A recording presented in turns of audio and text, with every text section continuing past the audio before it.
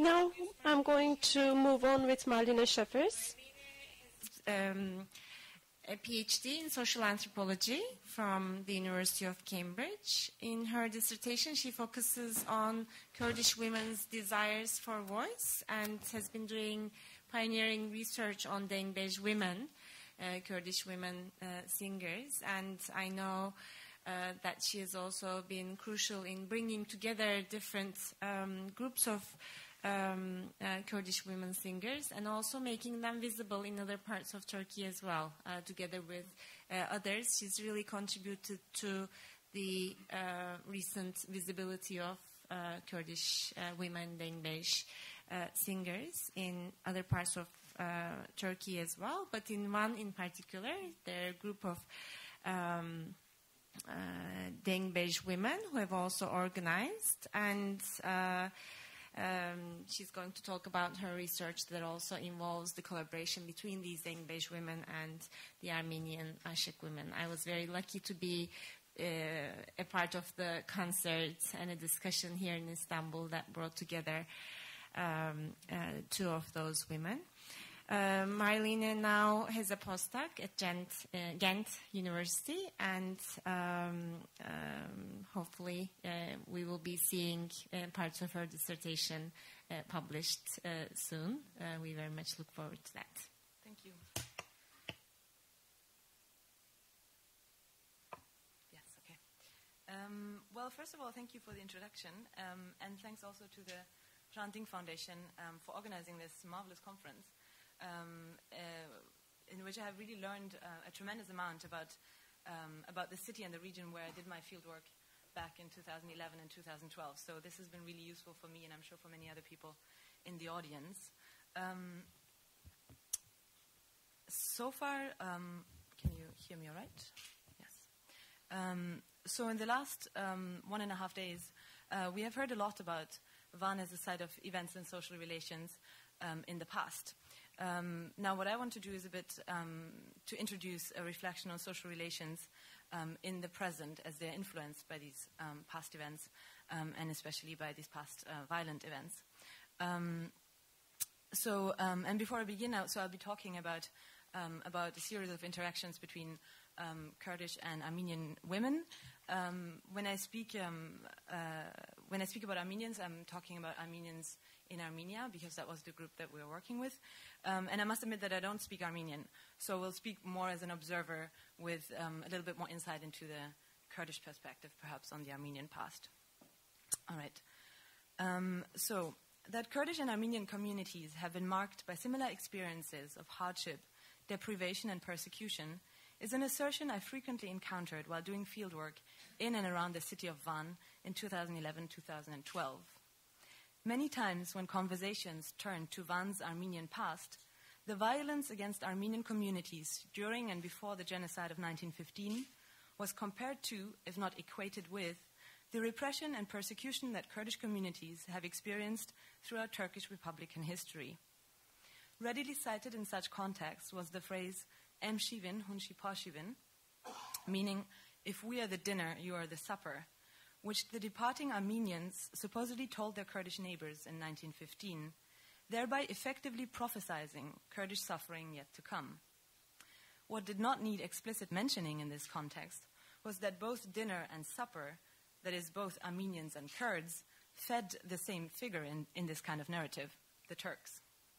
By pointing to the Turks, as the root of a common Kurdish-Armenian experience of suffering and destitution stretching an entire century, my Kurdish interlocutors effectively insinuated a historical continuum of state violence against religious and ethnic minorities. In a recent article, Adnan Çelik and Ergin Öpengin have noted a similar trend in Kurdish modern literature. As they note, many works that deal with the Armenian past establish, and I quote, a continuity between the devastations that have befallen the two peoples at the hand of a common agent, the Ottoman state, and its successor, the new Turkish nation-state. In this way, an association of victimhood is established between the two people. End of quote. One implication of this Kurdish narrative of common victimhood is, of course, that it does recognize 1915 as a genocide with devastating impacts, and more broadly, that it recognizes the exclusionary violence founding and sustaining the Turkish Republic to this day. As such, it stands, of course, in stark contrast to the Turkish state's politics of genocide denial and its official historical narrative. Scholars have consequently portrayed, if not celebrated, Turkey's Kurdish community as the protagonist of a growing counter-memory against Turkish state discourses, as a repository, as it were, of historiographic resistance against Turkish denialist politics.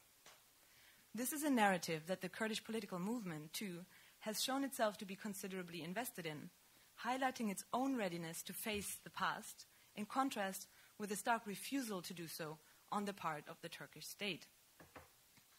Now, as it puts the blame for both people's plight chiefly on the Ottoman and Turkish state, however, it might be argued that the Kurdish acknowledgement of the genocide risks to eschew potentially uncomfortable questions regarding Kurdish complicity in the 1915 events. As Çelik and Öpengin note, again with regards to modern Kurdish literature, and again I quote, this focus on common victimhood, sets aside questions of guilt, intention, responsibility, and to whom those must belong, in favor of focusing on agentless victimhood and a redemptive continuity between Armenian suffering in the early 20th century and Kurdish suffering in later decades, mobilizing the former for the sake of bolstering the latter. Now, in this talk, I do not set out to answer such questions of guilt, intention, and responsibility, of course.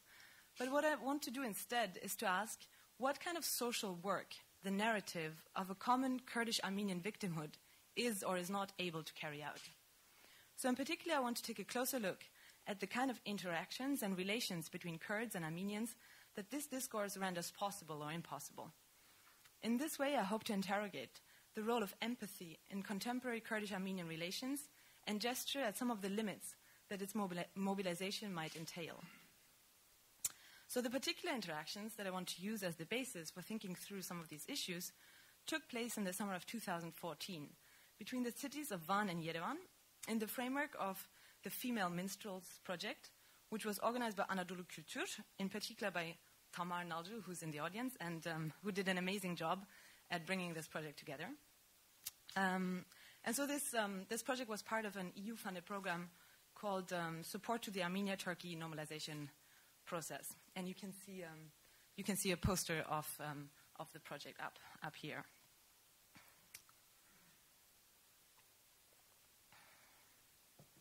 So the project aimed at fostering an exchange between two musical traditions that are deemed to have much in common, namely Kurdish dengbej on the one hand and Armenian ashuks on the other.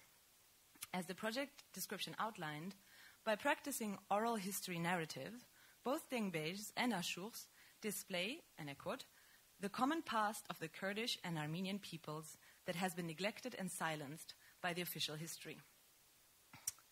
The protagonists of the project, which you can see up here, were two women representative of the two chosen musical traditions. Dengbej Gazin from Van, who you can see up here on the left, and Ashuk Leyli from Yerevan, who's up here on the right. So each of these women was accompanied by a group of young female singers and musicians. These groups met during two trips, one by the Kurdish group to Yerevan, and a return visit by the Armenian group to Van in Istanbul, which entailed work on a common musical repertoire. And you can see some of the musical work up here. A total of 3 public concerts, and not the least, the common exploration of both cities, Van and Yerevan, and their surrounding countryside. So this involved a lot of food and dancing and traveling and scenes like this as well. So in what follows, I would like to describe 2 specific encounters that I witnessed over the course of the project, in which I participated as part of the Kurdish participants from Van. I've chosen these 2 scenes in particular because I believe that they may alert us to some of the impasses and dilemmas that the notion of common victimhood potentially runs into. So the first scene. One morning in late May 2014, during the first leg of the project taking place in Yerevan, we are guests at the Ashuk Jivani Folk Music School. As we are told, this is a prestigious institution where young Armenians receive high-level education in Armenian folk music and Ashur minstrelsy singing. We are received by Thomas Borosyan, director of the school and professor at Yerevan State Conservatory, and a concert is given in our honor by members of the renowned Sayat Nova Choir. And you can see the concert here, and on the right-hand side is Thomas Borosyan directing the choir. The repertoire includes Armenian folk songs, as well as 3 songs in Kurdish, dedicated as presents, as we are told through our translator, to the visiting group.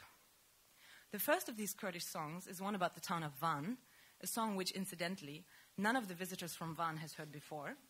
The second is Welateme Kurdistan, a song with overtly Kurdish nationalist lyrics, much to the delight of the group from Van, while the third is an upbeat folk song called Khazal. In between the songs, Borosyan rises up to deliver a short welcome speech. He emphasizes how happy he is to be welcoming this group of visitors from Van, while also noting that this visit revives painful memories of exile and loss for Armenians. Several times during his emotional speech, moreover, the director makes a point to state that, quote, Van belongs to our ancestors, only to add that, even today, Van is ours. Having attentively listened to Borosyan's address as it is translated to us into Turkish, once the choir resumes to sing Welateme Kurdistan, Dengmesh Gazin silently starts crying. Feeling compelled to explain why she's crying, Gazin explains that she's shedding tears because Borosyan's welcome address and the Armenian performance of songs evoking Kurdistan and the city of Van emotionally moved her. To which Borosyan sternly replies that Armenians never cry when they sing about former Armenian towns in Anatolia, like Erzurum, Muş, Bitlis, or Van, simply because they know that one day their grandchildren will live in their homeland again. So what are we to make of this encounter? To begin with, I suggest that we may interpret Gazin's tears as an offer of empathy, an attempt, in other words, at acknowledging the Armenian pain in the face of a lost homeland by demonstrating an ability to equally feel that pain. Gazin's tears, in this sense, expressed an attempt at partaking in Armenian suffering, at sharing Armenian pain. Excuse me. Implicit in this scene is, moreover, the assertion, I suggest, that this capacity to feel Armenian pain is one that Gazin derives from her Kurdish identity, that is to say, from her own experience of hardship and suffering, allegedly similar to those of Armenians.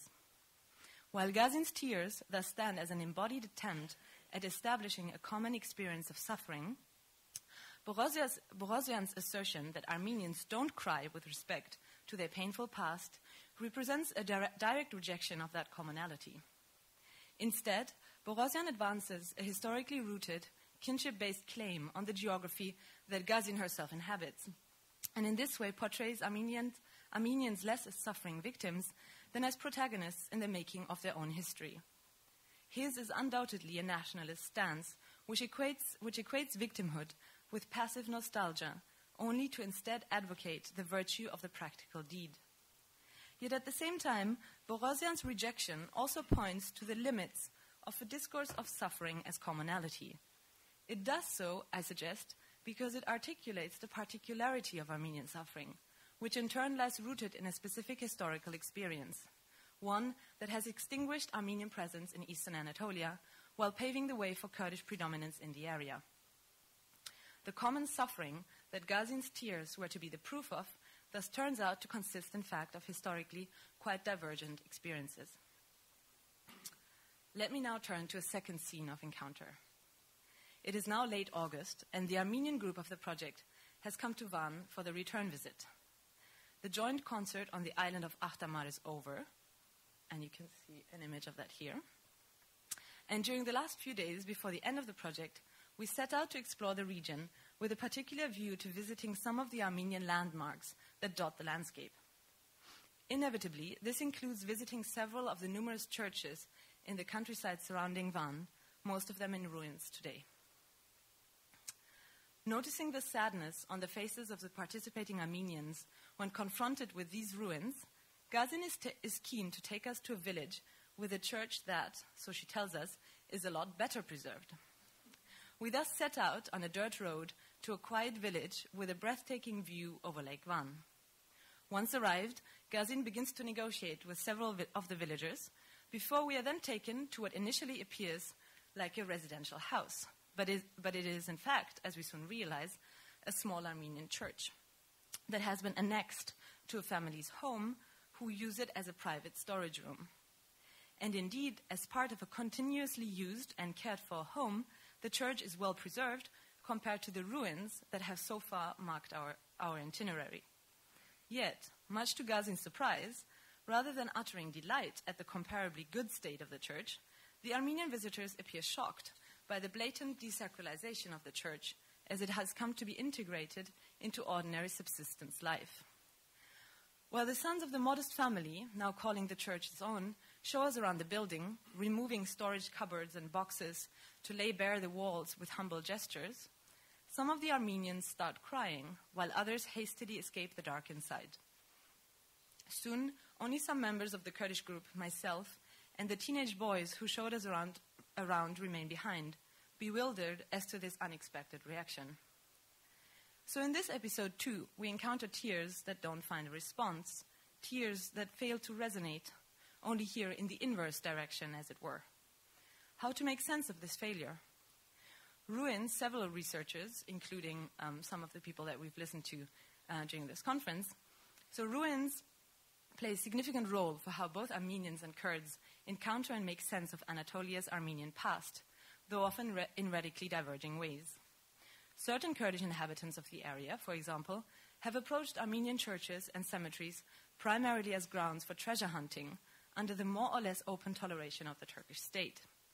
Enthralled in a spectral rush for gold, as Alice von Bieberstein has described it, Armenian ruins feature in such undertakings as the material vectors of a speculative economy on genocidal death.